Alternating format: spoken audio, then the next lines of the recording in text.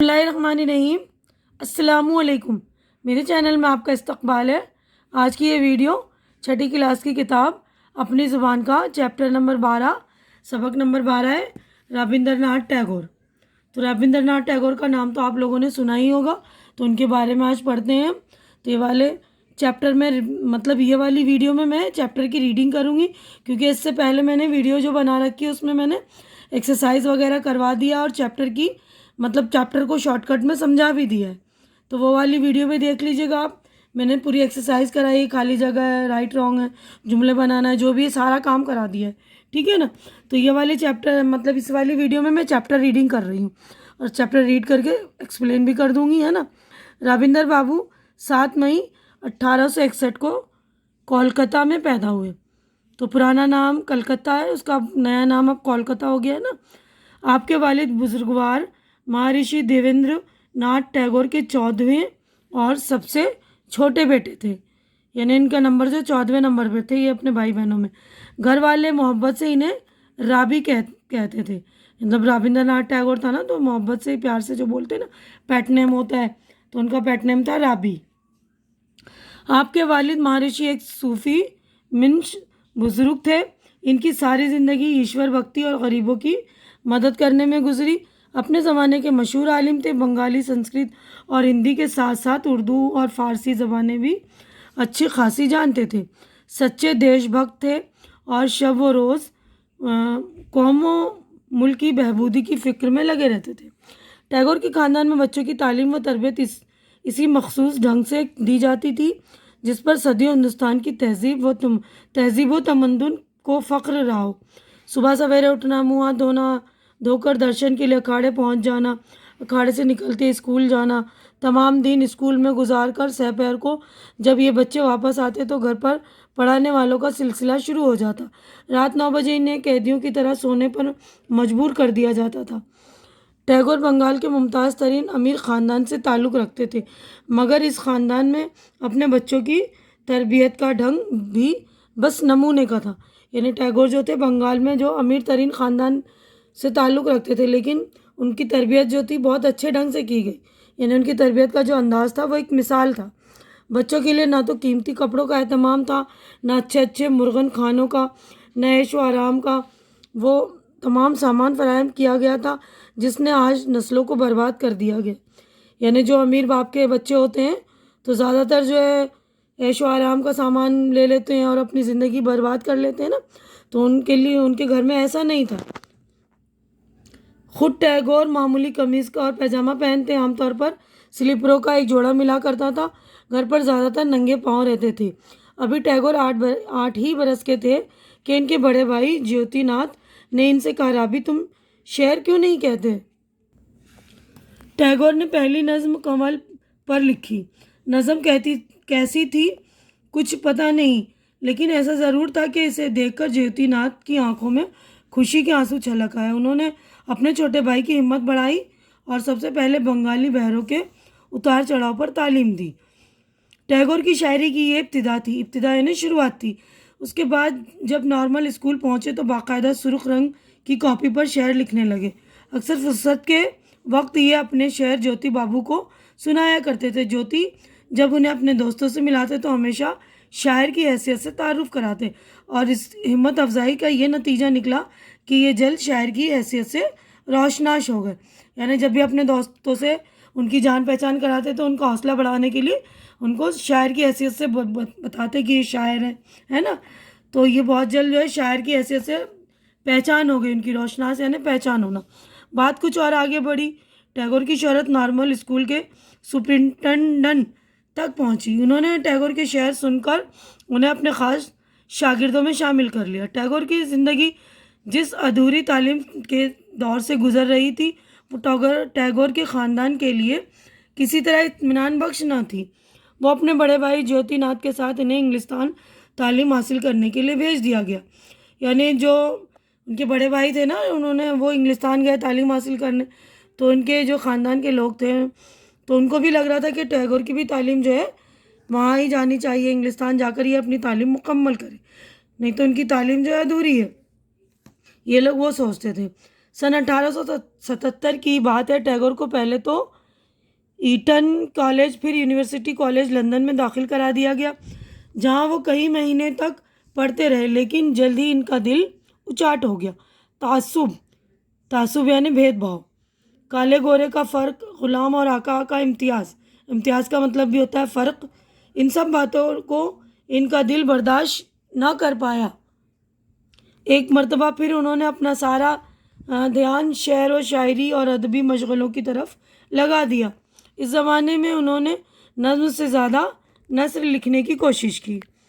انگلستان میں کچھ دن ٹھہرنے کے بعد جیسے گئے ویسے واپس آئے. کوئی ڈگری ساتھ نہ لائے. خاندان کے لوگ ناراض تھے، اس لیے ان کو حکم ملا کہ شیلدان پہنچ کر جاگیر کا انتظام کریں. یا انہیں پہلی بار اس ہندوستان کی غریبی اور افلاس اور گاؤں والوں کی بھل منساہٹ اور انسانیت کو گہری نظر سے دیکھنے کا موقع ملا. تو دیکھیے یہاں پر لکھا ہے نا لفظ بھل منساہٹ، تو اس کا مطلب ہوتا ہے بھلائی، یعنی مانوس کی جو بھلائی ہوتی ہے نا، شرافت کہہ سکتے ہیں، انسانیت کہہ سکتے ہیں. تو وہ ان کو یہاں دیکھنے کا موقع ملا انہیں گاؤں میں. یا انہیں غریب کاشتکاروں کی سادہ زندگی سے سابقہ پڑا. یہاں وہ غریبوں اور مزدوروں کے دکھ درد میں شریک رہے اور جاگیر کا انتظام اتنا اچھا کیا کہ سبھی مطمئن ہو گئے. یہاں ان کی شاعری کو نئی زندگی ملی. ان کے بہت سے ڈرامے اور گیتوں کے مجموعے سی شیلدان کی پیداوار ہیں. ٹیگور کو موسیقی یعنی میوزک سے بھی قدرتی لگاؤ تھا. آپ نے بچپن سے موسیقی کی باقاعدہ تعلیم حاصل کی. انہوں نے نہ صرف گیت لکھے بلکہ انہیں دلکش دھنوں پر گا کر سنایا. انہوں نے اپنے گیتوں کی دھنیں خود بنائیں. ان کی بنائی ہوئی دھنیں رفتہ رفتہ یعنی آہستہ آہستہ بنگال کی سب سے زیادہ مقبول سنگیت بن گئی. انہیں رابندر سنگیت کا نام دیا گیا. بنگال کی موسیقی میں رابندر سنگیت کو ایک اہم مقام حاصل ہے. ٹیگور کی ایک اور بات سن کر آپ کو بڑا اچنبھا ہوگا یعنی حیرانی ہوگی کہ انہوں نے 60 سال سے زیادہ کی عمر میں مصوری سیکھی. مصوری یعنی پینٹنگ. بھلا اتنی عمر کو پہنچ کر انسان کسی نئے فن کو تو کیا سیکھتا، اپنے اس فن سے بھی اگتا جاتا ہے جس کا وہ ماہر ہوتا ہے. یعنی زیادہ عمر ہو جاتی ہے تو انسان میں اکتاہٹ آ جاتی ہے نا. تو یہی کہہ رہے ہیں کہ 60 سال سے زیادہ کی عمر میں جو ہے نیا ایک فن سیکھنا بہت اچنبھے کی بات ہے نا، کیونکہ انسان کا اپنے پاس جو فن ہوتا ہے جس میں وہ ماہر ہوتے ہیں اس سے بھی اس عمر میں پہنچنے کے بعد لوگ اکتانے لگتے ہیں.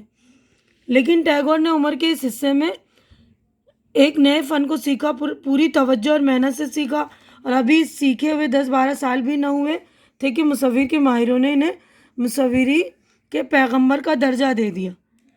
ٹیگور کی تصویریں زیادہ تر قدرتی مناظر پر ہیں، جنگل کے جانور پر ہیں اور پرندوں پر ہیں. ان تصویروں کی تعداد لگ بھگ 3000 ہے. ٹیگور ہندوستان کے نہیں دنیا بھر کے بہت بڑے شاعر تھے، بہت بڑے سنگیت کار تھے، بہت بڑے مصور تھے. یعنی اتنی ساری خوبیاں تھیں ان کے، شاعر بھی تھے، سنگیت کار بھی تھے اور مصور بھی تھے. سب باتوں کے ساتھ ساتھ انسان بھی تھے اور بہت بڑے انسان، جس سے ملتے برابری سے ملتے، بہت اخلاق سے ملتے، جس کسی سے ملتے اس کی حیثیت کے مطابق باتیں کرتے. انہوں نے ایک زمیندار یا جاگیردار کے گھر میں آنکھ کھولی تھی، لیکن ان کی سادہ زندگی قابل رشک تھی. رشک یعنی جس پر حسد ہو، جس پر جلن ہو. یعنی ان کی زندگی اتنی اچھی تھی کہ لوگوں کو ان کی زندگی کا یہ جو انداز تھا اس کو دیکھ کر حسد ہو سکتی تھی. سادہ لباس پہنتے، کھانے میں کسی قسم کا تکلف نہیں تھا، ہمیشہ سادہ غذا کھاتے تھے. اپنے شاگردوں کو بھی یہی مشورہ دیتے تھے کہ سادہ اور قدرتی اصولوں پر زندگی بسر کرو. ٹیگور کو استاد کی حیثیت سے بہت اونچا مقام حاصل ہے. ہندوستان کے پرانے رشیوں کی طرح انہوں نے ہمارے لیے ایک لازوال ترکہ چھوڑا ہے. ترکہ یعنی کہ یہ کہہ سکتے ہم جائیداد، مطلب ایسا جائیداد چھوڑا ہے جو کبھی ختم نہیں ہوگا. یعنی شاعری کا، مصوری کا اور سنگیت کا ہے نا، ایک لازوال ترکہ چھوڑا ہے انہوں نے، اور وہ ہے شانتی نکیتن. اچھا، شانتی نکیتن کی بات کر رہے ہیں یہاں پر. یعنی وہ شانتی نکیتن جو ایک ادارہ ہے جس میں جو ہے لوگوں کو تعلیم دی جاتی ہے. انہوں نے کلکتہ سے 90 میل کے فاصلے پر ایک چھوٹے سے اسکول کی بنیاد ڈالی. یعنی یہ لازوال ترکہ، یہ لازوال جو یہ ہماری جائیداد ہے، شانتی نکیتن کی بات ہو رہی ہے کہ وہ چھوٹا سا اسکول، اس کی بنیاد انہوں نے ڈالی تھی. یہاں بچوں کو مفت تعلیم دی جاتی تھی. اس اسکول کو چلانے میں انہیں بڑی مالی دشواریوں کا سامنا کرنا پڑا. پوری کا گھر بیچا. اچھا پوری جگہ کا نام ہے, دیکھیے پوری کا گھر بیچا, بیوی کے زیورات فروخت کیے یعنی بیچا, اور تھوڑی بہت امداد باہر سے حاصل کی. خدا خدا کر کے اسے وشوا بھارتی کی شکل دی. اب اس ادارے کو یونیورسٹی کا درجہ حاصل ہے. لافانی شاہکار گیتانجلی کا خالق اور قومی ترانہ کا جنم داتا 7 اگست 1941 کو اس دنیا سے رخصت ہو گیا. یعنی انہوں نے جو ہے گیتانجلی بھی لکھی ہے, اور قومی ترانہ جو ہے نا جن گن من, وہ بھی انہی کی دین ہے. تو ان کا جو ہے انتقال یعنی اس دنیا کو سے وہ رخصت 7 اگست 1941 میں ہو گئے. ارتھی کے ساتھ کئی میل لمبا جلوس تھا. اس جلوس میں ہندو بھی تھے, مسلمان بھی تھے, عیسائی بھی تھے اور سکھ بھی تھے. دوسرے ملکوں کے لوگ بھی, وہ لوگ بھی تھے جو کلکتہ میں رہتے تھے, اور یہ سب شاعر اعظم کے آخری درشن کے لیے بےتاب تھے, بے قرار تھے. تو اس والی مطلب اس مضمون کو جو ہے مولوی عبدالحق نے لکھا ہے. اس مضمون کے لکھنے والے جو مصنف رائٹر, ان کو رائٹر بولتے ہیں, ان کا نام ہے مولوی عبدالحق. تو یہیں پر ہماری چیپٹر یعنی ہمارا جو ہے لیسن مکمل ہو رہا ہے. امید کر رہی ہوں کہ میری یہ ریڈنگ آپ کو پسند آ رہی ہوگی. پسند آ رہی ہے تو اسے لائک کیجیے, زیادہ سے زیادہ شیئر کیجیے, تاکہ جن بچوں کی ریڈنگ ویک ہے ان کو فائدہ پہنچے. اور میرے چینل کو آپ سبسکرائب کر کے میری حوصلہ افزائی کیجیے. اور ہماری اگلی ملاقات اگلی ویڈیو میں ہوگی. تب تک کے لیے اللہ حافظ.